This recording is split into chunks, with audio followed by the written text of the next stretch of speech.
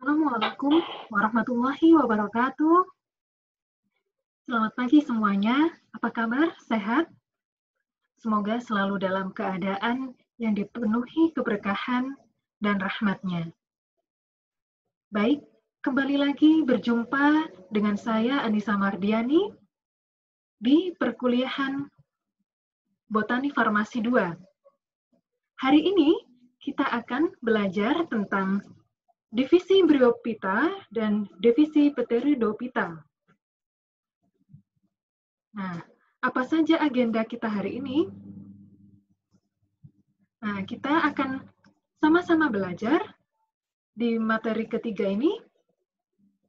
Harapannya, saudara bisa memahami taksonomi tumbuhan tingkat rendah, yakni khususnya di divisi Bryophyta, divisi Pteridophyta, dan indikator penilaian dari keberhasilan perkuliahan hari ini, yakni saudara bisa menjelaskan kembali tentang apa sih divisi Bryophyta dan juga Pteridophyta itu, bagaimana ciri-cirinya, kemudian bagaimana contohnya, dan lain-lain. Baik, berikut adalah beberapa referensi yang bisa saudara gunakan pada perkuliahan bab ini. Jadi, pembelajaran itu tidak hanya sekedar di kelas. Saudara bisa melanjutkan dan bisa mencari lebih lanjut agar lebih memahami dan mendalami materi ini di berbagai referensi yang sudah ada. Oke, yang pertama kita akan membahas tentang klasifikasi Bryophyta. Nah, seperti yang kita ketahui bahwa plante atau tumbuhan ini memiliki banyak sekali jenisnya. Dan divisi Bryophyta sendiri memiliki ciri-ciri khusus. Bagaimana ciri divisi Bryophyta? Nah, kita bisa mengetahuinya di slide selanjutnya. Oke, ini adalah ciri-ciri dari divisi Bryophyta, yaitu berukuran kecil dan jarang mencapai 15 cm, bentuknya pipih seperti pipa, ada pula yang seperti batang dengan daun yang kecil. Sel-sel penyusun tubuhnya mempunyai dinding sel yang tersusun atas selulosa. Jadi, kalau kita belajar di bakteri, ini memiliki dinding sel yang tersusun atas peptidoglikan. Sedangkan pada jamur, dinding selnya tersusun atas kitin. Nah, untuk Bryophyta sendiri tersusun atas selulosa. Jadi, kita bisa mengetahui ciri-ciri spesifik dari setiap divisi. Selanjutnya, apa saja macam-macam dari divisi Bryophyta? Kita lihat pada slide. Di sini adalah tampilan gambar dari lumut. Kita mengetahui di sini terdapat sporofit, gametofit, dan di sini ada kotak spora, dan juga terdapat stolon dan juga rhizoid. Jadi di divisi Bryophyta nanti kita akan mempelajari antara lain lumut hati atau Hepaticopsida, lumut tanduk atau Antherostopsida, dan juga lumut sejati yang dikenal sebagai Bryopsida. Nah, satu-satu kita akan pelajari lebih lanjut. Berikut ini adalah penjelasan tentang dari hepatitis C atau yang dikenal sebagai lumut hati. Berikut adalah klasifikasinya. Dan dari sini didapatkan genus Marsantia dan spesies Marsantia polymorpha, atau bisa dikenal sebagai lumut hati. Ternyata lumut hati juga memiliki manfaat pada kesehatan. Ini sebagaimana bentuknya, dan ternyata ini bermanfaat untuk penggunaan pengobatan penyakit hati.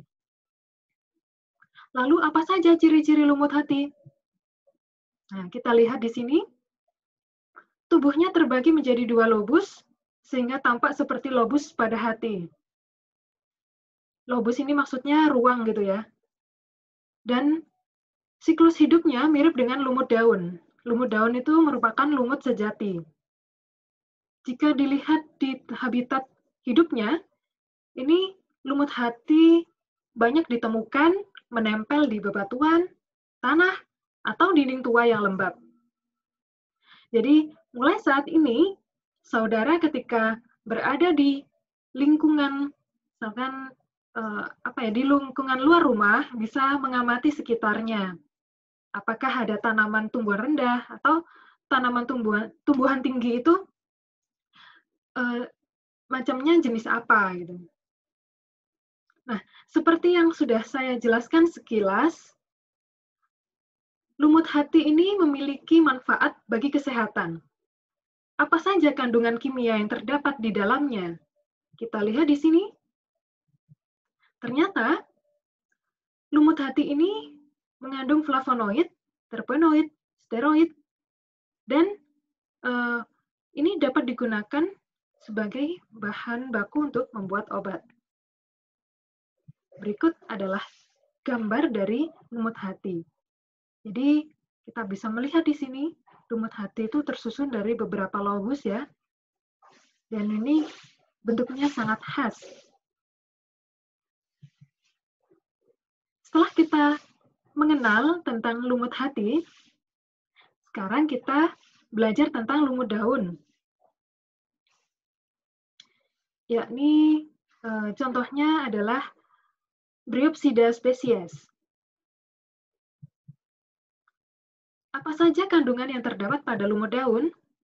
Nah, di lumut daun ini terdapat berbagai macam senyawa, antara klorofil, kloroplas, air, kalium, fosfor, dan pada bagian lumut hati ini terdapat kotak spora dan juga sorus. Ciri-ciri dari lumut daun, nah ini memang lumut ini hidup di tempat yang lembab dan terlindung dari matahari. Seperti ini ya, di penjelasan sebelumnya, lumut daun ini tentunya berwarna hijau dan cara reproduksinya dengan cara generatif. Baik, ini saudara bisa melihat bagaimana sih tampilan dari lumut daun. Oke, selanjutnya kita mengenal lumut tanduk, ini dari spesies Anthoceros spesies ya. Bentuk dari lumut tanduk ini juga sangat khas dengan ciri-ciri sebagai berikut. Bentuk tubuhnya seperti lumut hati, yaitu berupa talus. Kemudian, sporofitnya berupa kapsul memanjang. Sel lumut tanduk hanya mempunyai satu kloroplas. Habitat hidupnya yakni di tepi sungai, danau, atau sepanjang selokan. Dan cara reproduksinya sama seperti lumut hati. Berikut adalah gambar dari lumut tanduk. Jadi memang bentuknya seperti tanduk gitu ya. Ini bentukan talusnya. Ini jika kita bentukan yang sudah lebih banyak gitu pertumbuhannya. Baik. Selanjutnya, nah ini kalau kita tadi belajar tentang Bryophyta, sekarang kita belajar tentang Pteridophyta. Di mana ini sedikit berbeda dengan tumbuhan lumut tadi. Jadi ini contohnya. Ciri-ciri Pteridophyta ini ada siklus ya, hidup sporofit maupun gametofit. Dan pada saat bentukan sporofit, ini terdiri dari akar, batang, daun, pembuluh, ini ada xilem dan floem, dan juga ada kromosom diploid, dan ini ada generasi gametofit, nanti berbentuk talus, yang mana di gametofit ini akan menjadi kromosom haploid. Dan pada gametofit ini hanya sebentar saja, kemudian lekas mati. Jadi, Pteridophyta ini ada siklus yang perbanyakannya secara seksual. Ini ada bagian ovum dikenal sebagai archegonium, dan bagian spermatozoid ini dikenal sebagai antheridium. Dan perbanyakan secara aseksual ini menggunakan spora, yang mana di situ ada homo atau homospora, dan di sini juga ada heterospora. Kita perlu mengetahui kandungan kimia dari Pteridophyta ini, karena ada juga senyawa yang bermanfaat untuk digunakan sebagai bahan baku obat. Antara lain, mengandung alkaloid, ini contohnya pada spora Lycopodium, flavonoid, ini pada Equisetum, dan juga senyawa terpenoid banyak terkandung pada Lycopodium. Kemudian di sini Pteridophyta dibagi menjadi beberapa kelas atau ordo. Dibagi menjadi beberapa kelas. Yang bisa dilihat di slide, ini ada kelas Equisetae, kemudian Lycopodinae, Psilotinae, Isotinaceae, dan juga Felicinae. Yang masing-masing kita lihat di sini ada pembagian famili dan juga subkelasnya. Yang pertama, famili Equisetaceae. Jadi ini dikenal juga sebagai famili paku ekor kuda gitu ya. Ciri-cirinya kita bisa melihat pada batangnya ini ada buku-buku, kemudian ada rongga di batangnya, dan setiap buku mempunyai daun kecil yang seperti sisik. Dan ini ada bagian duduk daun dalam lingkaran. Selain batang, juga terdapat rizoma. Sporanya termasuk dalam kategori homospora, yang mana terdapat dalam sporangium. Sporangium terdapat pada strobilus, yang merupakan kumpulan sporofil, yang letaknya di bagian terminal atau di bagian pinggir gitu ya. Masing-masing sporangium terdiri dari 4 elater yang higroskopis, sehingga mempermudah penyebaran dari spora. Selanjutnya, sel epidermis batang bagian luar mengandung zat gersik yang bisa dimanfaatkan sebagai abu gosok. Ini kalau saudara bisa melihat pada gambar ini adalah Eukostum debile. Kita melihat di sini bagian sporofilnya. Ini lebih jelas ya. Jika kita belah. Nah, ini bagian atasnya seperti ini. Selanjutnya, nah ini Equisetum arvensis. Ini bagian herbanya bisa dimanfaatkan untuk diuretik. Kemudian ada Equisetum debile atau paku ekor kuda. Ini terkenal sekali digunakan sebagai bahan baku untuk obat greges otot. Jadi semacam linu-linu gitu. Kemudian Equisetum pratense. Nah, ini kita bisa melihat di gambarnya. Yang mana di sini bentuk ada buku-buku gitu ya, sangat khas sekali.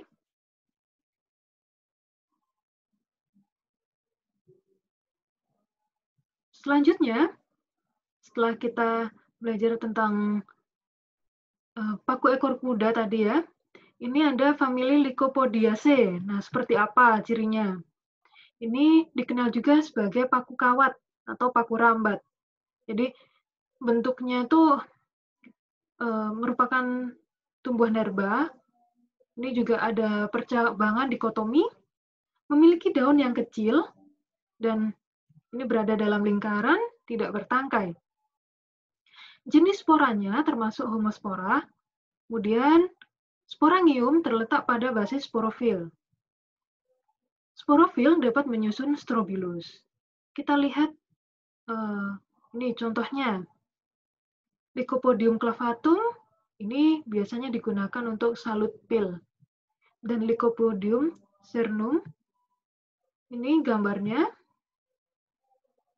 Lycopodium clavatum dan Lycopodium cernum. Jadi, Masya Allah ya, kalau kita melihat dan mencoba menyadari segala yang Allah ciptakan pada alam semesta ini sungguh sangat bermanfaat gitu. Baik untuk keseimbangan ekosistem, begitu juga bermanfaat untuk kepentingan manusia. Jadi semuanya itu harus kita syukuri dan kita lestarikan dengan sebaik-baiknya.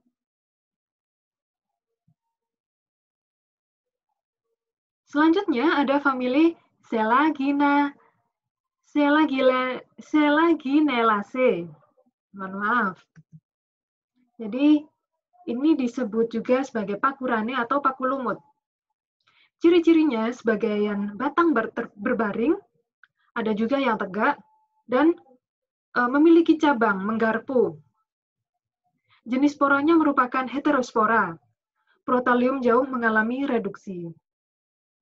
Dan pada famili Selaginelaceae, ini terdapat rangkaian sporofil terminal berupa bulir tunggal atau bercabang. Jadi ini kita bisa melihat ada berbagai macam Selaginelaceae. Ini contohnya Selaginella wildenowi. Kemudian contoh lainnya ada Selaginella caudata dan Selaginella plana.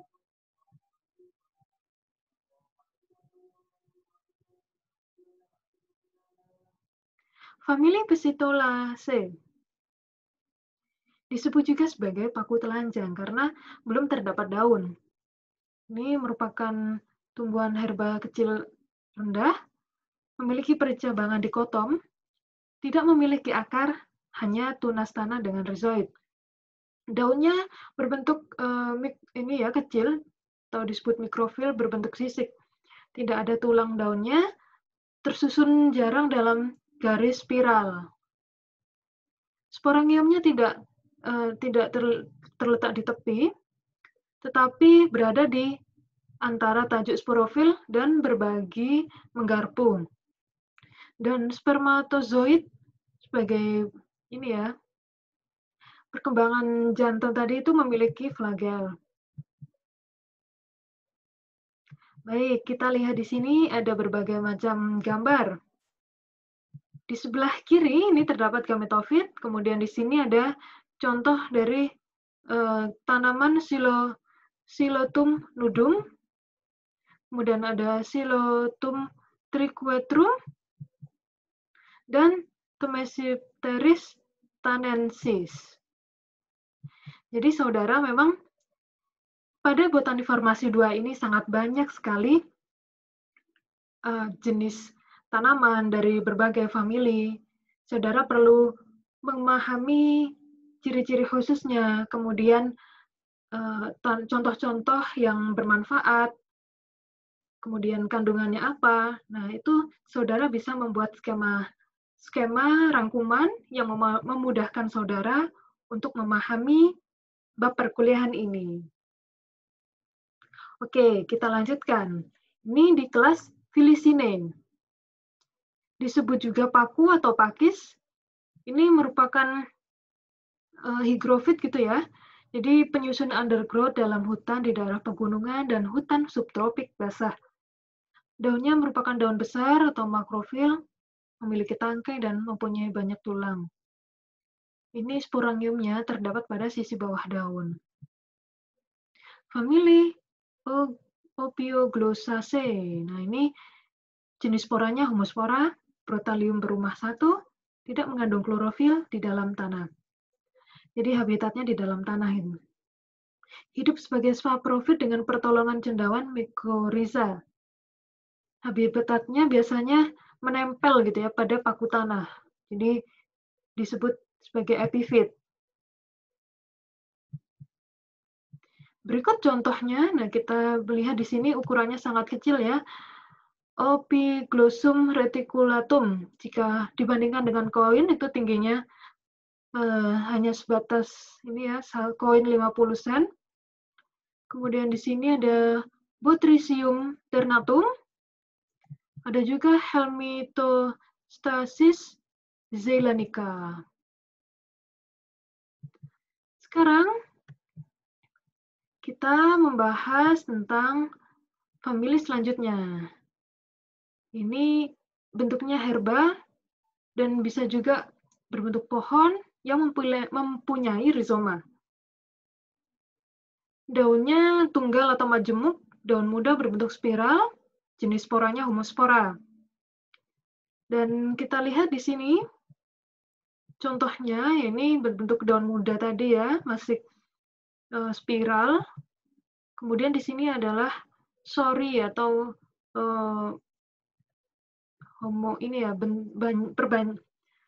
bentuk jamak dari sorus.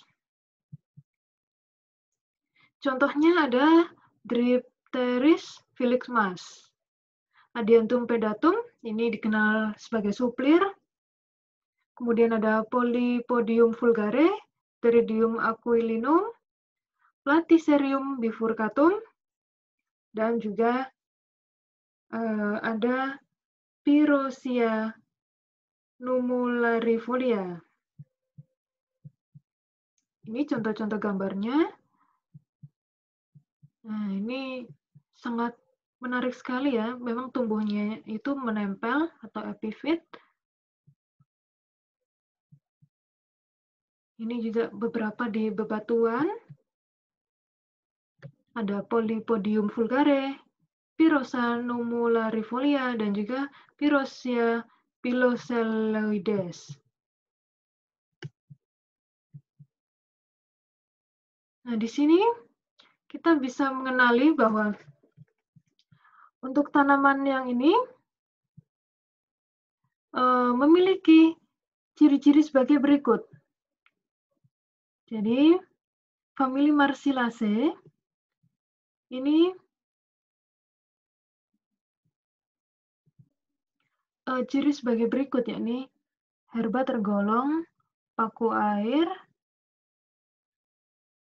hidup di air dangkal, kemudian memiliki umbi juga, dan termasuk heterospora. Nah, ini contohnya. Ini yang hidup di air ya. Kita mengenal ada tanaman semanggi atau Marsilea crenata, Pilularia globulifera. Nah, selanjutnya ini ada famili Salviniaceae. Nah, ini merupakan paku air, sedikit bercabang, daun berkarang, jadi terdapat buku gitu ya. Tiap buku terdapat 3 daun. 2 daun di atas air, sisanya di dalam air. Sporangium terkumpul pada pangkal daun yang berada dalam air. Jadi masing-masing terdiri dari satu sorus, terbungkus dinding yang homolog dengan indusium. Berikut adalah contohnya, ada Salvinia natans. Ini gambarnya. Kemudian ada Azolla pinnata. Seperti ini ya. Baik, itu saja apa yang bisa saya sampaikan. Mungkin setelah ini kita akan melakukan kuis dan bisa diskusi lebih lanjut. Terima kasih atas segala perhatiannya. Wassalamualaikum warahmatullahi wabarakatuh.